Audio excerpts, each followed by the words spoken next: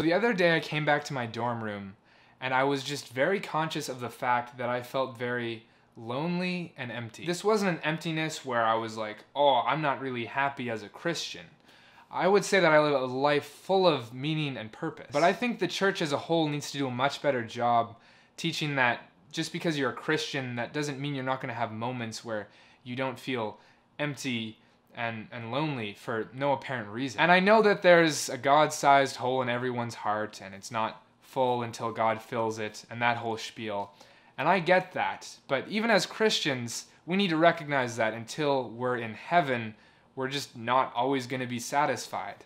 And that's okay. I think most of us are not self-aware enough to realize how much the concept of silence just makes us deeply uncomfortable. Lately, I've been learning that uncomfortability is actually a good thing. And as soon as you become aware of that uncomfortability, give yourself a pat on the back. You're already way less numb and way more self-aware than a lot of people. I feel the need to ask you though, how often do you have that feeling? How often when that feeling comes, do you just immediately self-medicate away that kind of uncomfortableness you feel in those moments of silence with maybe a song you've been feeling the need to listen to all day, or a funny video you see in your recommended feed on YouTube, or just opening any sort of social media? We need to recognize that that pain of silence is supposed to drive us to seek God more. Instead of just self-medicating away that uncomfortable silence all the time, we really ought to be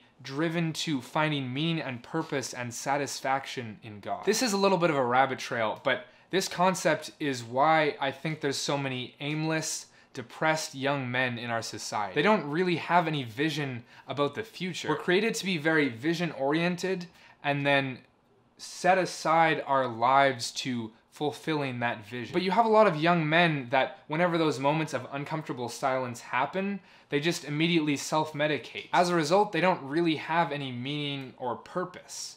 They're not really working towards a career or really setting their sights on raising a family. So they're just kind of depressed, living in their hometowns, working a job that they're not super into, and then they just come home and play video games until they have to go to bed. And it's just an endless cycle because we only really find satisfaction as humans in a vision, in a meaning, in a purpose.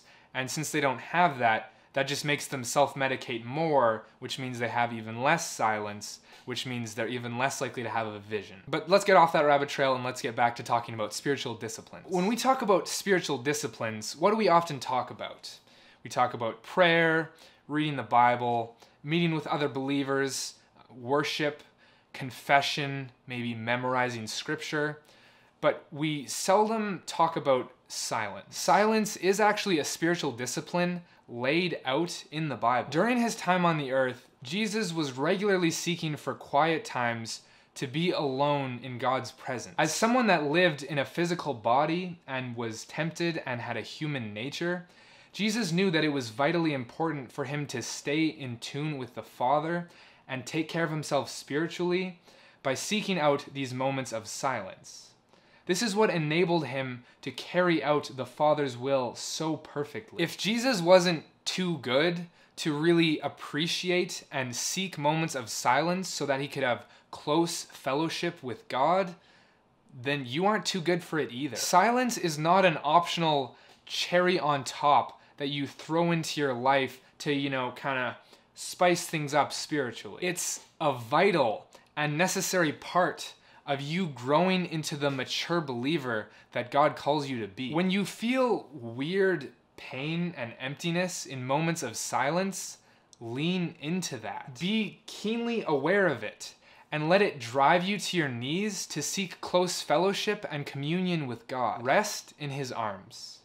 He'll leave you satisfied, unlike all those other things you might use to medicate in moments of weird silence and emptiness. If you make a habit of that, every day you'll find yourself more and more being conformed into the image of Christ.